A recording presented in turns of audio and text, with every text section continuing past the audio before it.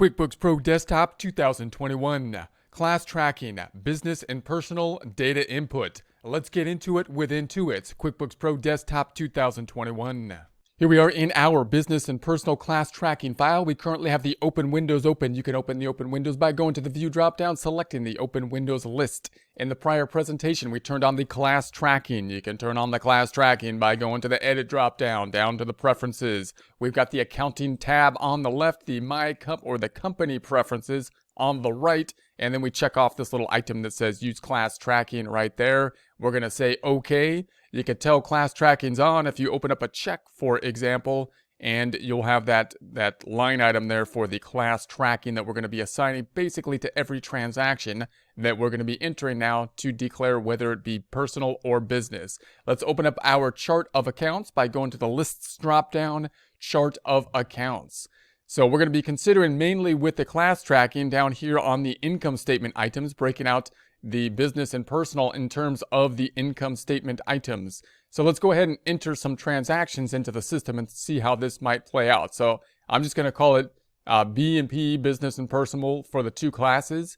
And then we might have some items where you could say, well, that could be business and personal. Like I want to break it out between the two of them in some way, shape, or form. We could think about those items as we go as well. So what we're imagining here then is going to be an income statement that will start to be generated, and we'll have two columns to it, business and personal, and then the total column, which will total it up. It'll all roll into the equity section of the balance sheet at the end of any current time period. So let's take a look at it. Let's go to the home page and let's enter some revenue first. Let's enter, say, let's just do an invoice here. Invoice. And I'm going to say this is going to go to customer one. Customer one. We're going to add the customer. And now we have the class field up top. Now, typically, income coming in, we're going to charge that usually to the business income type of account. So I'm going to say this is going to be class one. I'm just going to call it B for business. That's going to be a class that we're going to set up now. And I'm going to say this is going to be 01/15/21 for the date. And I'm going to say it's item number 1 that we're going to set up. Item 1. It's going to be a service item selling for $100. And it's going to go to sales or our income account. So sales is going to be our business income account. I'm going to say okay. And there we have that. And then the class already populates because we populated it up top. If we needed to break it out, we can break out two line items separately by class down below. I'm going to say here that we have 10 of these to bring it up to 1,000 in terms of the revenue. Let's hit save and close. Save and close. If we open up our profit and loss reports, then reports company dropdown, reports dropdown. Company and financial, the standard profit and loss is just going to have one line. Let's change the dates from 01/01/21 to 12/31/21. There's our sales item there. If we open up the profit and loss by class now, reports drop down, company and financial, we're taking a look at the P&L, the profit and loss by class. Range of the dates, the same, 01/01/21 to 12/31/21. So now we've got this breakout between the one class we set up and then it totals up on the right-hand side. Let's go back to the profit and loss. Let's go back home. Now, if you did have income that was personal, that wasn't part of your business, you have some other income that you're getting, possibly like W-2 income or something like that, that you want to record. Like you have W-2 income and then you have another business that you got to report on the Schedule C and you want to track that on the side, then you can include the personal income here as well. You just want to put it into the personal side. So I could say, let's add another income line item, which we might not be using then with like an invoice or a sales receipt. If you're recording something like personal income, then you're probably going to wait till basically it hits maybe the bank account. And then when you record it from the bank account, you'll be increasing the income side of things. So possibly you'll be going to the register to enter that. So let's practice that. If we go to the I would go to the list drop down, the chart of accounts. You might be using bank feeds as well to do this. As the income comes in from the bank feeds from like your W-2 or your job, then you can put it into the personal side of things. So I'm going to say this is on 1/15, and then we could put the employer here. I'm going to say this was, let's say, 5,000. And this time it needs to go to another income account, and maybe I'll call it W2 income, or income from my job, or possibly income, my job type of account. I'm going to set this one up, and this is going to be an income type of account. So it's going to be up top on the income statement, income type of account. So I'm going to say save. And then notice I don't have an option to add a class here, but I can hit the split window down below, and the split down below then provides me the class field, which now I'm going to call this personal. So this is personal income now. And we will say, okay, let's add that. So now we've got the personal. So then I'm going to record. So let's record this and say, okay, if we go to the standard income statement, then we're going to say now we have these two columns, sales and income. One's personal, one's basically my business income. If I go to the profit and loss by class, then we have this breakout now between the business and personal, so I can kind of track those separately. Those add up to the total income that's all going to roll into basically the equity section. So you can see how that would keep on processing. If I had other income like interest income on investments, probably going to be personal. If I had, any other, personal income over here, and then the business income we're going to put into the business side. The business income we might be tracking from like the bank account or checking account as well. However, we might be using, entering invoices and sales receipts for the business income side of things as well. So let's just do one more on the business side. I'm going to say this is going to go to customer 2, quick add. This is going to be class. This is going to be business. And I'll just say that we have item 1 again. That's what we sell. And this time we're going to sell like, let's sell 300 of them. So 300, so we have a substantial amount of income that we can have there. So I'm going to say save and close. Save and close. And now if I go to my profit and loss by class, then now we have our income broken out. So you can kind of track those two side by side in the same profit and loss report. If you go to the expense side of things, let's go to our chart of accounts and consider the expenses. And if we scroll down here, advertising and promotion probably would be a business type of expense. So if I was to have something for advertising and promotion, possibly I would write a check for it. So I'm going to say advertising and promotion. And I'm not going to put a vendor, although of course we would. You might have this come through the bank feeds as well. I'm going to say this is 150. And then I'm going to say advertising and promotion. And that would clearly go to a business category. So we'd want to categorize them out. I'm going to say save and close. Okay, and then if we just keep going down, I'm going to say another business item or another check. If I was just going to keep recording this, and let's say 350, and select the drop down, and then another expense that we have down here is automobile. Now the automobile is a little bit tricky because you might determine you might be doing this primarily for taxes, and on the taxes you got to think, well, am I tracking the actual gas and whatnot, or am I going to do a mileage method, in which case I want to basically track the mileage. So if you're breaking this out for your purposes, you might break out the automobile and kind of track it one to the other, or you might use some kind of percentage allocation to allocate the automobile between the business and personal. You might try to use some kind of percentage allocation, or you might put it all into basically personal maybe, and then tell your tax preparer at the end of the year how many miles you drove and whatnot to do the percentage method. So those are some methods you might use. For example, you might say the 350 I think is about 90% business.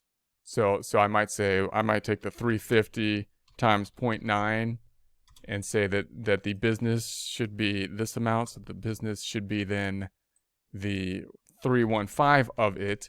And then the personal should go into automobile as well for the 35, and this would be personal. So I'm going to hit the same account. This should be automobile expense. But I'm going to break it out between the two classes. Now again, you might not do this. You might want to just keep it all in one area. This would be kind of for internal purposes because again, you might use the mileage method for taxes, so that your accountant will probably have to adjust this for tax purposes basically no matter what you do, with the automobile. So you need to give them what they need, which is the mileage. So I'm going to say save and close on this one. And then if I go to my account, or the chart of accounts, or profit and loss by class, I should say, then we have that nice breakout between these two items. So let's keep on going. Let's add a few more here. Let's go to the checks, and let's say we have another one. Let's pick the expense first down here. And so if we have like bank charges, so that's one that you got to apply out between the two, because if we're using the same checking account, then where do the bank charges go? Let's say that we had, $30 in bank charges. So where does that go? Again, you kind of break out, you could say 50-50 business, personal, or whatever you think the amount that should go to business versus personal. So we could say the $30 times I'll say 90 business again, is going to be 27. So 27 on the business. And then, so I'm going to say business, and then bank service charges on the personal. We'll say personal there, and then we'll have that breakout. So I'm going to say save and new, and let's see what else we got here. If we go down to the standard expenses, computer and internet. Now, if it's the internet, again, we might use a home office, which the question is, should I do that business or personal? Now, you might use, on a tax preparation, you might have a home office, deduction that you're going to be using. But the internet, you might apply out directly. You might try to apply out directly and use the home office to calculate things like the utilities and the rent and whatnot. So let's say I use the computer and internet. Now you could also have two accounts for the computer and internet, and you might try to label them differently. You might say business, computer, internet, or something like that, or use the same account as we have been doing and break it out between the two. So I might say if it's internet kind of activity, then again I might take this, whatever the charge is, let's say 75, and do our breakout of 75 times 0.9. I'm going to use it mainly for business. We're going to say then that we have the 67.5, and then this is going to be for business, and then we've got the computer and whatnot for personal, which we're going to break out at the 7. So we could then say save and new, okay. And so if we had some other expenses here, if I go down, we might have the depreciation. Now, depreciation is typically something that we only calculate on the business side of things usually, and we usually get the help from our tax preparer or accountant to help us to calculate basically the depreciation. So that probably would just be simply a business side thing. Insurance expense, it would probably depend on the type of insurance that we're talking about. So if we're talking about insurance on the home and we have a home office, then that might be included in basically the home office kind of calculation deduction for taxes, which again, the tax preparer will probably have to help to calculate no matter what, but you can use some kind of percentage breakout, square footage, for example, of your office compared to everything else. If it's liability insurance on the business, particularly, then you'd write off the entire amount for the insurance. Interest expense, it would determine on, what was the interest expense. If you had a loan, a business loan, then you would have the whole interest expense, of course, going to business. Meals and entertainment. Now, this is one where you might have a different one for business and personal. So you might have meals and entertainment. I would call it something different for the business and personal. So I'd call it meals and entertainment for the business, for example. And this might be like $250. And it might be called something different now because entertainment has been kind of restricted a lot. So it might be just meals, and then you might have travel or something like that. But it might be a little bit different of the name or categorization of it. But this would say be business. And then you might have something on the personal side, and you might break out the categorization differently, something that's not as standard on like a business return. So you might say, well, I spent 120, and I might set up another account here, and I might want to track this differently for the personal. So I'm going to call it an expense still. I'm going to continue, and then maybe I want to make like a sub account for like fast food versus like a sit down restaurant maybe, so I can track how much I'm eating, because I'm tracking it for different purposes, not just to see how much revenue I'm generating, but for my own purposes. I want to know how much I spend on fast food maybe versus like sit down restaurant versus maybe groceries or something like that. So I can then hit the drop down. Maybe I make this a subcategory of restaurant, right? Fast food is a subcategory, so I'm going to set up 2 accounts, a restaurant account and then the fast food within it. So I'm going to say save and set up restaurant. Okay, is an expense. There's that one. And then I'm going to set up the fast food as a sub account of it. And so then we'll have that. And then let's say save a new. And then maybe I have another sub account like a sit down restaurant. So maybe I say I spent $270 on, I'll just call it sit down restaurant. And then I'm going to set it up, and it's an expense account, and I'm going to make this a subcategory then of the restaurant account once again. So we'll say save and close, and then if I say save and close, let's see what we have thus far. So if I go to my profit and loss by class then, so now you can see that I have this nice little breakout. Notice this account can get quite long because if we're going to be tracking a lot of information, and notice I didn't classify them, I put them over here so they weren't, I forgot to put a class to them, and they're in the unclassified area. So in this method, if you have this third column unclassified, then that just means you got to go drill down on it and assign a class typically. So what I'll do is I'll drill down and say, I didn't hit a class on this one. This is going to my personal. So I'm going to say personal and then save and close. And yes. And then I'll close this one out. And then this one, I'm going to double click on it and say that one needs to be going to the personal. And then save and close. Yes. Yes. Closing that back out. And so there we have it. Now we got the business and personal, and we got this subcategorization. Now note this can get quite long because you're looking at this basically these items, and if we want to break out a lot of detail on our personal side to track things like where we're spending money on which kind of restaurants and whatnot, then it can be kind of a long list of accounts because we're tracking for 2 different purposes in one system. But we can break them out column by column to get the information that's going to be necessary. So let's do a few more. If we go back to the home here, we're going to say let's add another check. We're going to be adding another check, and let's go down here and we got more items going out. So meals, supplies. So supplies would typically probably be something on the business side of things. If it's a personal purchase of small items, then you're going to have to categorize it. You might call it personal supplies.